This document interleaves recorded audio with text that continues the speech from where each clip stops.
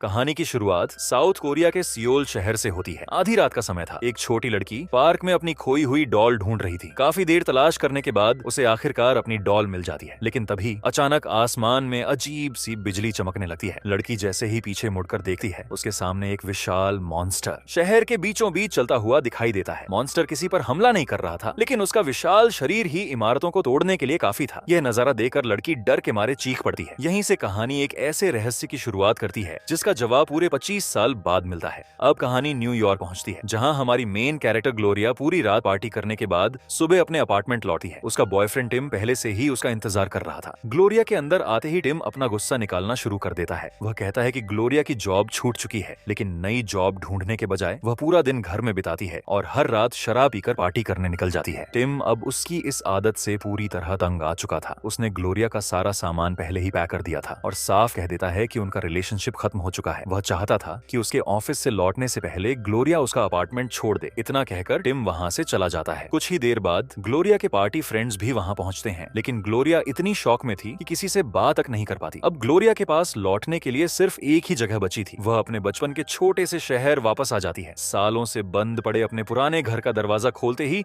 उसे एहसास होता है कि वहां कुछ भी नहीं बचा। घर पूरी तरह खाली था और अंदर फर्नीचर तक नहीं था। मजबूरी में वह उसी रात फर्श पर सो जाती है। अगली सुबह ग्लोरिया एक स्टोर पर हवा वाले गद्दे खरीदने जाती है। वहीं उसकी मुलाकात उसके बचपन के दोस्त ओनस्कर से होती है। ओनस्कर उसे देखकर बहुत खुश होता है और पूछता है कि इतने साल बाद अचानक वापस आने की वजह क्या है। ग्लोरिया अपनी असली हालत छिपाते हुए कहती है कि वह सिर्फ कुछ दिनों की वेकेशन मनाने आई है। ऑस्कर बिना ज्यादा सवाल किए उसे शाम को अपने बार में आने का न्योता देता है और ग्लोरिया भी उसकी बात मान लेती है। अगली सुबह ग्लोरिया एक स्टोर पर हवा वाले गद्दे खरीदने जाती है। वहीं उसकी मुलाकात उसके बचपन के दोस्त ऑस्कर से होती है। ऑस्कर उसे देखकर बहुत खुश होता है और पूछता है कि इतने साल बाद अचानक वापस आने की वजह क्या है। ग्लोरिया अपनी असली हालत छिपाते हुए कहती है कि वह सिर्फ कुछ दिनों की वेकेशन मनाने आई है। ऑस्कर बिना ज्यादा सवाल किए उसे शाम को अपने बार में आने का न्योता देता है और ग्लोरिया भी उसकी बात मान लेती है। शाम को ग्लोरिया ऑस्कर के बार पहुंचती है। बातचीत के दौरान ऑस्कर नोटिस करता है कि ग्लोरिया बार बार अपना सिर खुजा रही है। ग्लोरिया बताती है कि जब भी वह नर्वस होती है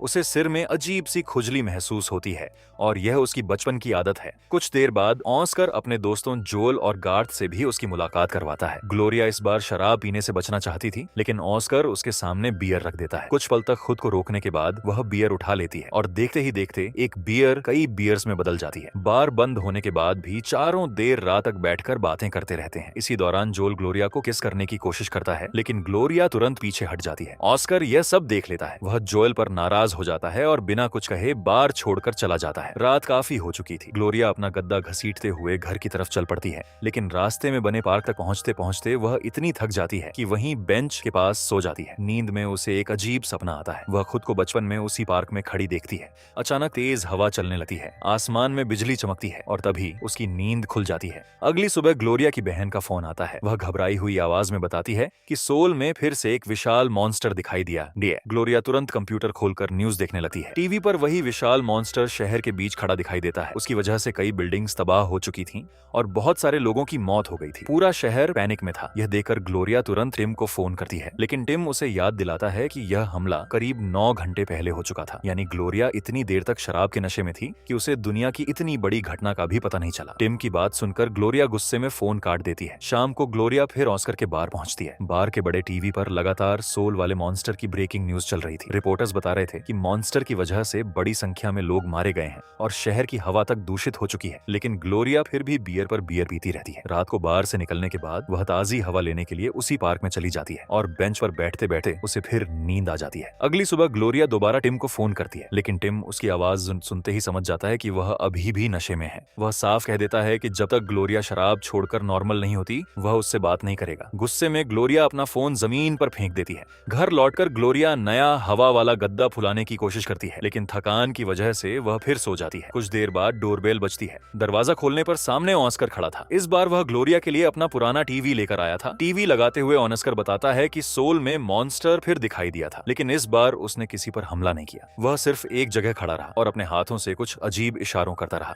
हालांकि उसके कारण फिर भी कुछ बिल्डिंग्स टूट गईं और कई लोग घायल हो गए। ऑस्कर एक और हैरान कर देने वाली बात बताता है। मॉन्स्टर हर बार ठीक सुबह 8:05 पर ही दिखाई देता है। सबसे अजीब बात यह थी कि 25 साल पहले जब वह पहली बार दिखाई दिया था तब भी समय बिल्कुल यही था। उस वक्त लोगों ने उस घटना को फेक मान लिया था, क्योंकि उसके सबूत के तौर पर सिर्फ एक फोटो मिली थी। लेकिन अब दोबारा मॉन्स्टर दिखाई देने के बाद सबको यकीन हो गया कि वह घटना सच थी। जाते जाते ऑनेस्कर ग्लोरिया को अपने बार में जॉब ऑफर करता है। ग्लोरिया बिना सोचे तुरंत हाँ कह देती है। खुशी में वह ऑनेस्कर को गले लगा लेती है। लेकिन तभी उसकी नजर टीवी पर चल रही मॉन्स्टर की रिकॉर्डिंग पर पड़ती है। वीडियो में मॉन्स्टर भी बिल्कुल उसी तरह अपना सिर खुजा रहा था जैसे ग्लोरिया अक्सर नर्वस होने पर करती थी। यह देखकर ग्लोरिया कुछ पल के लिए वहीं रुक जाती है। उसे समझ नहीं आता कि यह सिर्फ एक अजीब संयोग है या फिर इस रहस्यमयी मॉन्स्टर का उससे कोई ऐसा कनेक्शन है जिसके बारे में उसे खुद भी अभी तक कुछ नहीं पता। अगले ही दिन ग्लोरिया ऑस्कर के बार में काम शुरू कर देती है। काम करते हुए भी उसका ध्यान बार बार टीवी पर चल रही सोल की न्यूज पर चला जाता है।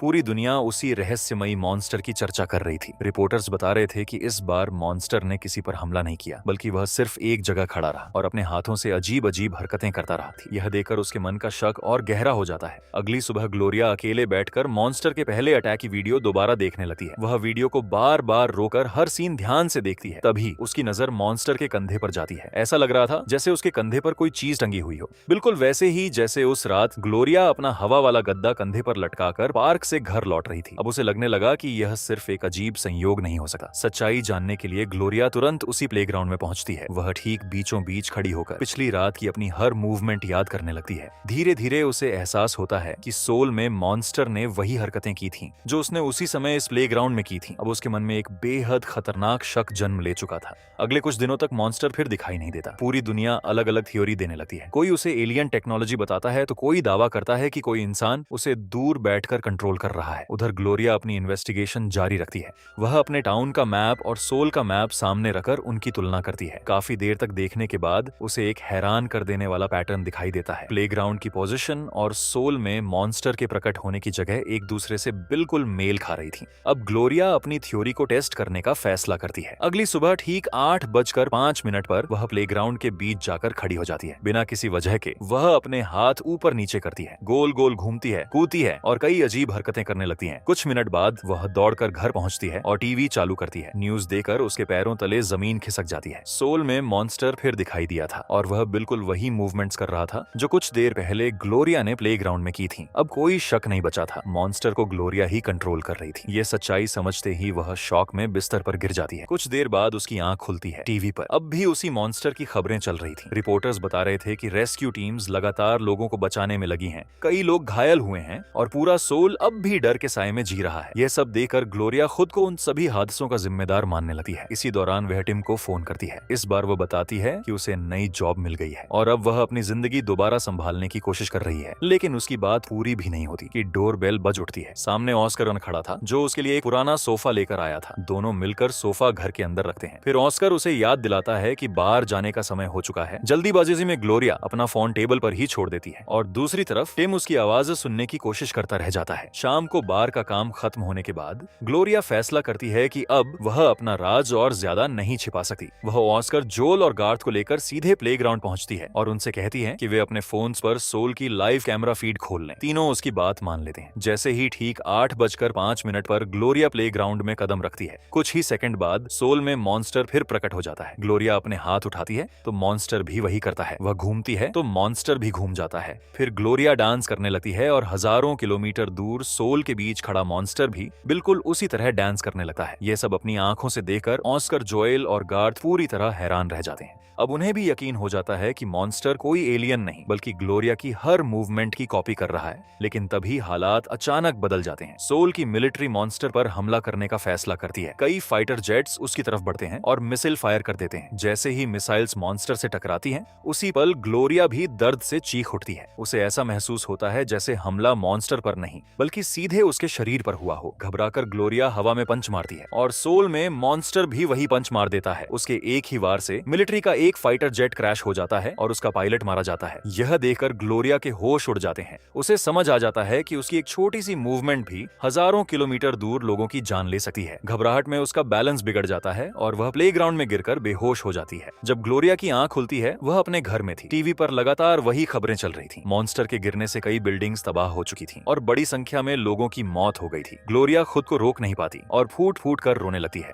उसे लगता है कि उन सभी मौतों की जिम्मेदार सिर्फ वही है। वह पुलिस के सामने जाकर सब सच बताने का फैसला करती है। लेकिन तभी ऑस्कर वहां पहुंच जाता है। उसके हाथ में एक न्यूज़पेपर था। ऑस्कर न्यूज़पेपर में छपी जायंट रोबोट की तस्वीर ग्लोरिया को दिखाता है और कहता है कि शायद वह रोबोट उसी का रूप है। उसे याद आता है कि जिस समय ग्लोरिया प्लेग्राउंड में थी वह भी उसकी मदद करने वहीं पहुंचा था। शायद उसी वजह से सोल में मॉन्स्टर के साथ एक जायंट रोबोट भी दिखाई दिया। दूसरी तरफ ग्लोरिया अब भी उन लोगों की मौत के लिए खुद को जिम्मेदार मान रही थी, लेकिन ऑस्कर उसे समझाता है कि जो हो चुका उसे बदला नहीं जा सका। अब सबसे जरूरी बात यह है कि आगे किसी भी इंसान की जान न जाए। दोनों ब्रेकफास्ट करने एक डिनर पहुंचते हैं और वहीं इस रहस्य पर चर्चा करते हैं। बात करते करते उन्हें बचपन की एक पुरानी घटना याद आती है। आज जहां प्लेग्राउंड बना हुआ है वहां पहले एक कंस्ट्रक्शन साइट हुआ करती थी। पूरे इलाके को ऊंची फेंस से घेरा गया था और बच्चों का अंदर जाना मना था। ग्लोरिया को याद आता है कि एक दिन स्कूल से लौटे समय उसके हाथ में साउथ कोरिया पर बना एक स्कूल प्रोजेक्ट था। उसी दौरान अचानक तेज हवा चली थी, लेकिन इसके बाद की बातें उसे अब भी साफ साफ याद नहीं थी। ऑस्कर चाहता था कि ग्लोरिया खुद को पुलिस के हवाले न करे। उसका कहना था कि अगर वे समझदारी से काम लें तो मॉन्स्टर लोगों की मदद भी कर सकता है। ग्लोरिया को भी उसकी बात सही लगती है और तभी उसके दिमाग में एक नया आइडिया आता है। दोनों एक कोरियन रेस्टोरेंट पहुंचते हैं। वहां ग्लोरिया रेस्टोरेंट ओनर से इंग्लिश में एक मैसेज लिखवाती है और उसे कोरियन में ट्रांसलेट करने के लिए कहती है। उस मैसेज में लिखा था, मुझे माफ कर दीजिए, यह दोबारा नहीं होगा।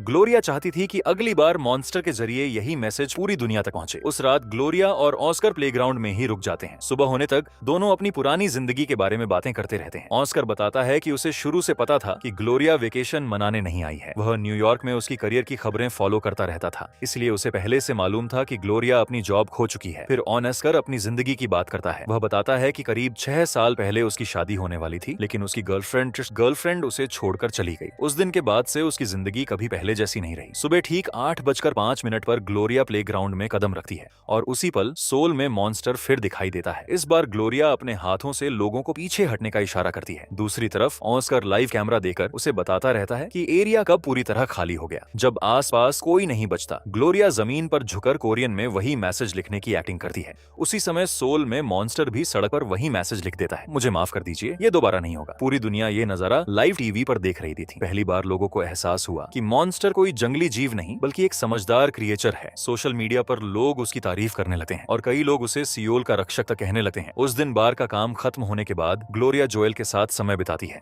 धीरे धीरे दोनों एक दूसरे के करीब आने लगते हैं, लेकिन अगली सुबह हालात फिर बदल जाते हैं। टीवी चालू करते ही ग्लोरिया देखती है कि सोल में जायंट रोबोट दोबारा दिखाई दिया। वह तुरंत जोएल को लेकर प्लेग्राउंड की तरफ दौड़ती है। वहां पहुंचकर दोनों देखते हैं कि ऑस्कर पहले से ही प्लेग्राउंड में खड़ा है। वह अपनी मूवमेंट्स से रोबोट को कंट्रोल कर रहा था, जबकि दूसरी तरफ गार्थ मैप देखकर उसे रास्ता बता रहा था ताकि रोबोट किसी बिल्डिंग से न टकराए। ऑस्कर मुस्कुराते हुए कहता है कि वह सिर्फ लोगों की मदद कर रहा है। ग्लोरिया उसे प्लेग्राउंड से बाहर आने के लिए कहती है, लेकिन ऑस्कर साफ मना कर देता है। उसके मुताबिक जब तक रोबोट किसी को नुकसान नहीं पहुंचा रहा तब तक इसमें कोई परेशानी नहीं है। आखिरकार ग्लोरिया खुद भी प्लेग्राउंड में कदम रखती है। उसी पल सोल में मॉन्स्टर फिर दिखाई देता है। गुस्से में ग्लोरिया ऑस्कर को जोरदार थप्पड़ मार देती है। हजारों किलोमीटर दूर सोल में मॉन्स्टर भी रोबोट को वैसा ही थप्पड़ मार देता है। पूरी दुनिया ये नजारा लाइव देख रही थी। मजबूर होकर ऑस्कर प्लेग्राउंड से बाहर निकल जाता है और जैसे ही वह बाहर आता है रोबोट भी गायब हो जाता है। उस रात सभी न्यूज चैनल्स मॉन्स्टर को प्रोटेक्टर ऑफ सियोल कहने लगते हैं। सोशल मीडिया पर मॉन्स्टर के थप्पड़ वाले वीडियो वायरल हो जाते हैं। दुनिया भर से लोग सिर्फ मॉन्स्टर को देखने के लिए सोल आने लगते हैं। अब मॉन्स्टर डर का नहीं बल्कि उम्मीद का प्रतीक बन चुका था। लेकिन दूसरी तरफ ऑस्कर के अंदर कुछ बदलने लगा था। वह पहले से कहीं ज्यादा शराब पीने लगा।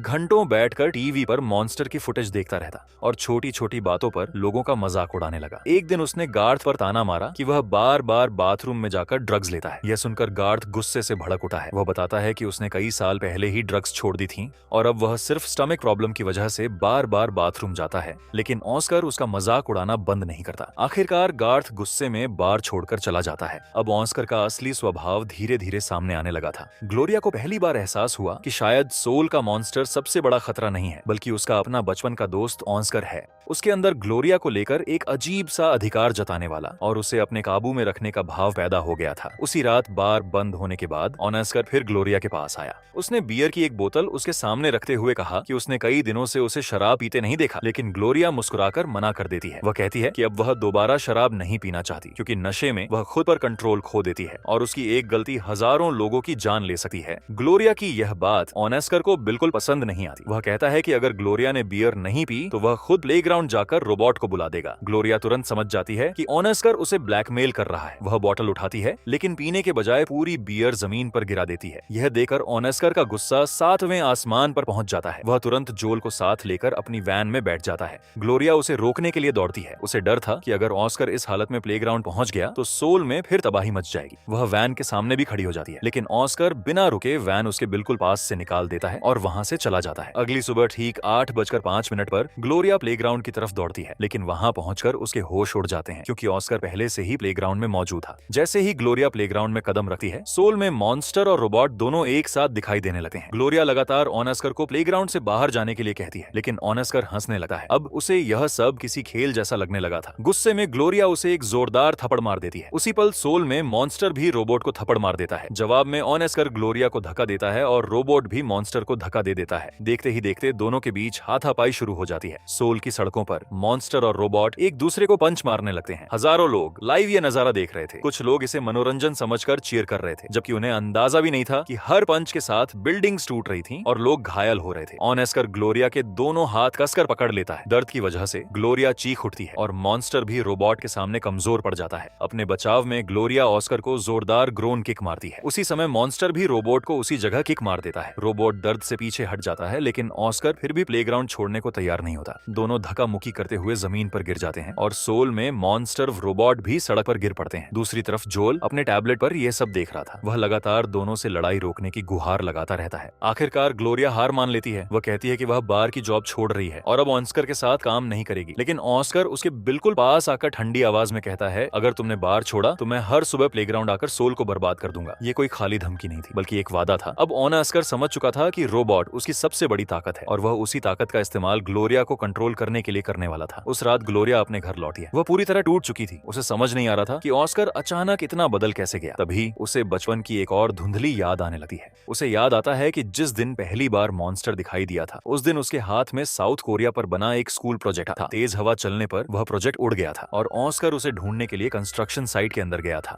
लेकिन उसके बाद क्या हुआ था, यह ग्लोरिया को अब भी पूरी तरह याद नहीं था। कुछ देर बाद जोएल उससे मिलने आता है। वह ऑस्कर की तरफ से माफी मांगता है और बताता है कि ऑस्कर को अपने की पर पछतावा है। माफी के तौर पर उसने ग्लोरिया के घर के लिए फर्नीचर और दूसरी जरूरी चीजें भेजी हैं। यह सुनकर ग्लोरिया को थोड़ा अजीब लगता है। वह सीधे ऑस्कर के घर पहुंच जाती है। घर के अंदर का नजारा देखकर ग्लोरिया हैरान रह जाती है। पूरा घर पुराने और बेकार सामान से भरा पड़ा था। हर तरफ खाली बियर बॉटल्स बिखरी हुई थी। दीवारों पर ऑस्कर की एक्स गर्लफ्रेंड की फोटोज लगी थी, लेकिन उन सभी फोटोज पर गुस्से में खरोंचें मारी गई थी। यह सब देखकर ग्लोरिया समझ जाती है कि ऑस्कर भी उसी की तरह अल्कोहल एडिक्शन का शिकार था। फर्क सिर्फ इतना था कि ग्लोरिया अपनी जिंदगी बदलना चाहती थी, जबकि ऑस्कर अपनी बर्बादी से बाहर निकलना ही नहीं चाहता था। ऑस्कर उससे माफी मांगता है। ग्लोरिया उसकी हालत देखकर उसे माफ भी कर देती है, लेकिन एक शर्त रखती है। वह कहती है कि अब ऑस्कर बार में बैठकर शराब नहीं पिएगा। ऑस्कर उसकी बात मान लेता है। ऑस्कर के घर से लौटने के बाद ग्लोरिया ने देखा कि उसका खाली पड़ा घर अब पूरी तरह बदल चुका था। जोएल ने पूरा लिविंग रूम सजा दिया था। सोफा, फर्नीचर और कई जरूरी सामान अब घर में रखा हुआ था। कई महीनों बाद पहली बार ग्लोरिया को लगा कि शायद उसकी जिंदगी धीरे धीरे पटरी पर लौट रही है। तभी उसका फोन बजता है। कॉल टिम का था। टिम बताता है कि वह ग्लोरिया के टाउन में आ चुका है और उसे यहाँ जॉब मिल गई है। ये सुनकर ग्लोरिया हैरान रह जाती है। उसे यकीन नहीं होता कि टिम अचानक उसके छोटे से टाउन में क्यों आया। दोनों मिलने का फैसला करते हैं। टिम से मिलने के बाद ग्लोरिया उससे साफ पूछती है कि क्या वह सच में जॉब की वजह से आया है। उसे लगता है कि टिम सिर्फ उसे वापस न्यूयॉर्क ले जाने आया है। पहले तो टिम बात घुमाने की कोशिश करता है, लेकिन फिर दोनों के बीच बहस शुरू हो जाती है। टिम ग्लोरिया की नई वेट्रेस जॉब का मजाक उड़ाते हुए कहता है कि न्यूयॉर्क में राइटर बनने का सपना देखने वाली लड़की अब एक छोटे से टाउन में बार में काम कर रही है। यह बात ग्लोरिया को बुरी तरह चुभ जाती है और वह वहां से जाने लगती है। टिम तुरंत अपनी गलती मान लेता है और माफी मांगता है। फिर वह ग्लोरिया को कार से छोड़ने की बात कहता है। ग्लोरिया भी शांत हो जाती है और उसके साथ बार की तरफ चली जाती है। बार पहुंचते ही टिम की मुलाकात ऑस्कर से होती है। शुरुआत से ही ऑस्कर का रवैया अजीब था। वह टिम पर ताने कसने लगता है और उसकी हर बात का मजाक उड़ाता है। फिर अचानक ऑस्कर पूछता है, अगर मुझे इस बार में सबसे गैर जिम्मेदार काम करना हो तो क्या करूं? इतना कहकर वह अंदर से एक बहुत बड़ा फायर क्रैकर निकाल लाता है। ग्लोरिया और बाकी लोग उसे रोकने की कोशिश करते हैं, लेकिन ऑस्कर किसी की नहीं सुनता। वह टेबल्स और चेयर्स हटाने लगता है। डरे हुए कस्टमर्स बार छोड़कर बाहर निकल जाते हैं। अगले ही पल ऑस्कर फायर क्रैकर में आग लगा देता है। कुछ ही सेकंड में जोरदार एक्सप्लोजन होता है। पूरे बार में अफरा तफरी मच जाती है। फर्नीचर टूट जाता है। बड़ा टीवी चकनाचूर हो जाता है और बार के पिछले हिस्से में आग लग जाती है। ग्लोरिया और टिम वहां से निकलने की कोशिश करते हैं, लेकिन ऑस्कर दरवाजे के सामने खड़ा होकर उनका रास्ता रोक लेता है।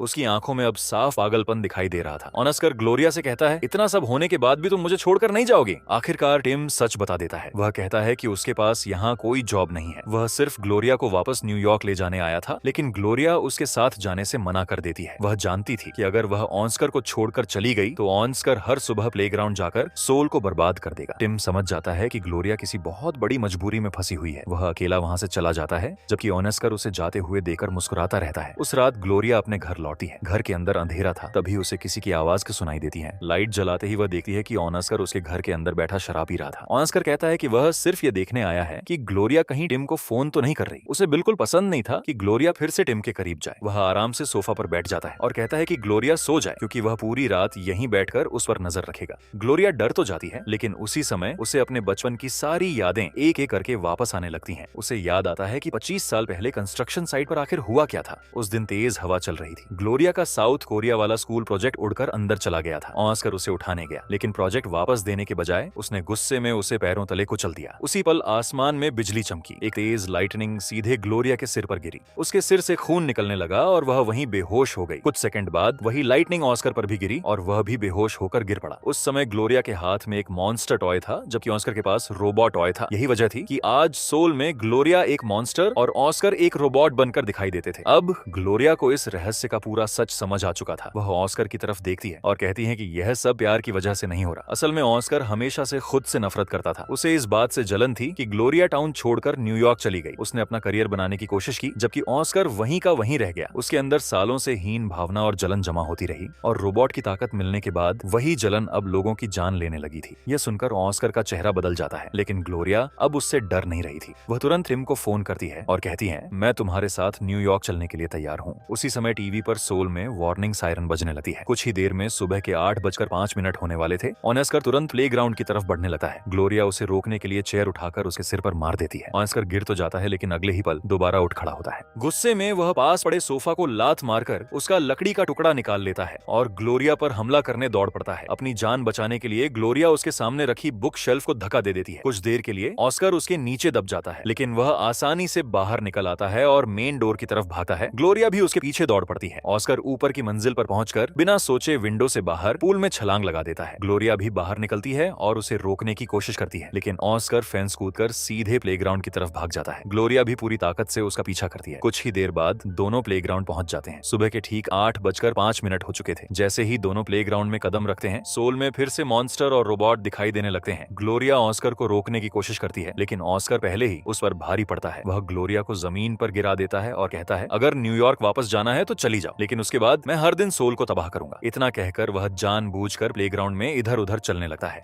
उसी समय सोल में रोबोट भी वही करने लगता है। उसके हर कदम से बिल्डिंग्स टूटने लगती हैं और सड़कों पर भागते हुए लोग उसकी वजह से मारे जाने लगते हैं। पर यह सब देखकर ग्लोरिया पूरी तरह टूट जाती है। उसके सामने मासूम लोग मर रहे थे, लेकिन वह उन्हें रोक नहीं पा रही थी। ऑस्कर उसे वहीं छोड़कर चला जाता है। घर लौटने के बाद ग्लोरिया पूरी रात सोचती रहती है। तभी उसकी नजर दीवार पर टंगे मैप पर पड़ती है। भाग दौड़ के दौरान मैप उल्टा लटक गया था। उसी पल उसके दिमाग में एक नया आइडिया आता है। अगर प्लेग्राउंड और सोल एक दूसरे का मिरर हैं, तो शायद वह खुद सोल जाकर भी मॉन्स्टर को कंट्रोल कर सकती है। ग्लोरिया बिना देर किए अपना बैग पैक करती है और एयरपोर्ट पहुंच जाती है। कुछ घंटों बाद उसकी फ्लाइट सीधे सियोल उतरती है। एयरपोर्ट से बाहर निकलते ही वह टिम को फोन करती है और कहती है कि अब पहली बार उसे महसूस हो रहा है कि उसकी जिंदगी फिर से उसके अपने कंट्रोल में है। इधर अमेरिका में ऑस्कर ग्लोरिया के घर पहुंचता है। घर खाली देखकर उसे समझ आ जाता है कि ग्लोरिया कहीं जा चुकी है। वह तुरंत प्लेग्राउंड की तरफ दौड़ पड़ता है। सुबह ठीक 8:05 पर जैसे ही वह प्लेग्राउंड में कदम रखता है, सोल में जायंट रोबोट फिर दिखाई देता है। पूरे शहर में वार्निंग सायरन बजने लगती है। लोग अपनी जान बचाने के लिए इधर उधर भागने लगते हैं। ऑस्कर मुस्कुराता है क्योंकि इस बार उसका इरादा पहले से भी ज्यादा तबाही मचाने का था, लेकिन तभी उसे जमीन हिलती हुई महसूस होती है। वह ऊपर देखता है तो ग्लोरिया का मॉन्स्टर उसके सामने खड़ा होता है। ग्लोरिया अब सोल में थी, इसलिए मॉन्स्टर अमेरिका में प्रकट हुआ। ऑस्कर भागने की कोशिश करता है, लेकिन ग्लोरिया मॉन्स्टर से उसको पकड़ लेती है। इसीलिए मॉन्स्टर जब ऑस्कर को पकड़ता है तो सोल में रोबोट भी जैसे किसी अदृश्य ताकत से जकड़ लिया जाता है। ऑस्कर पहले माफी मांगता है, लेकिन अगले ही पल ग्लोरिया को गालियां देने लगता है। इससे ग्लोरिया को पूरी तरह यकीन हो जाता है कि ऑस्कर कभी नहीं बदलेगा। इसके बाद ग्लोरिया मॉन्स्टर से ऑस्कर को हवा में बहुत दूर फेंक देती है। उसी समय सियोल में रोबोट भी कई किलोमीटर दूर जा गिरता है। जैसे ही ऑस्कर मरता है, रोबोट भी हमेशा के लिए गायब हो जाता है। ग्लोरिया का मॉन्स्टर भी तुरंत गायब हो जाता है, क्योंकि अब उसे मॉन्स्टर की जरूरत नहीं रही। उसका मकसद सिर्फ ऑस्कर को रोकना था। फिल्म इसी को क्लोजर कहती है, यानी ग्लोरिया ने अपने अतीत, अपने डर और ऑस्कर के कंट्रोल से हमेशा के लिए छुटकारा पा लिया। सोल के लोग रोबोट के गायब होते ही जश्न मनाने लगते हैं, क्योंकि उनका सबसे बड़ा खतरा खत्म हो चुका था। उधर जोल न्यूज पर ग्लोरिया को सोल की सड़कों पर देखता है और मुस्कुरा देता है। उसे समझ आ जाता है कि ग्लोरिया ने सब कुछ खत्म कर दिया। आखिरी सीन में ग्लोरिया एक बार में जाती है। वह रो रही होती है, क्योंकि पिछले कुछ दिनों में उसने हजारों लोगों की मौत, अपनी गलतियां और ऑस्कर चक्कर का अंत सब कुछ देखा। वह बारटेंडर से कहती है, क्या तुम एक कमाल की कहानी सुनना चाहोगी? लेकिन बारटेंडर उसकी बात सुनने के बजाय पूछती है, क्या तुम्हें ड्रिंक चाहिए? इसी के साथ कोलोसल 2016 मूवी की कहानी समाप्त होती है। अगर आपको हमारी यह मूवी एक्सप्लेनेशन पसंद आई हो तो वीडियो को लाइक करें, चैनल को सब्सक्राइब करें और बेल आइकन जरूर दबाएं। मिलते हैं अगली शानदार मूवी एक्सप्लेनेशन के साथ।